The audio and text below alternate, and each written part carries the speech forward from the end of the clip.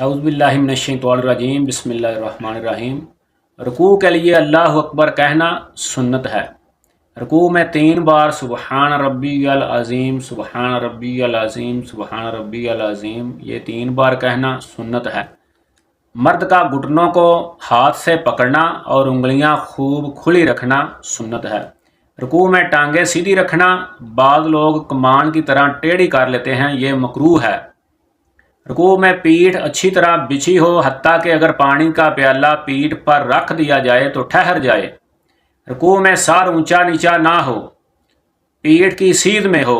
सरकार मदीना सल्लल्लाहु अलैहि वसल्लम फरमाते हैं, उसकी नमाज नाकाफ़ी है, यानी कामिल नहीं, उसकी नमाज कामिल नहीं जो रुकू सुजूद में पीठ सीधी नहीं करता। तो इसलिए सरकार मदीना सल्लल्लाहु अलैहि वसल्लम का फरमान यही है कि रुकू सुजूद में पीठ सीधी रखें। बेहतर यह है कि अल्लाह अकबर कहता हुआ रुकू को जाए, यानी जब रुकू के लिए झुकना शुरू करे और ख़त्म रुकू पर तकबीर ख़त्म करे। इसलिए दोस्तों ये सुनते हैं रुकू की हर शख्स को चाहिए कि ये सीखे, खुद भी सीखे और दूसरों को भी सिखाएं। अल्लाह ताला अमल करने की तौफीक अता फरमाए।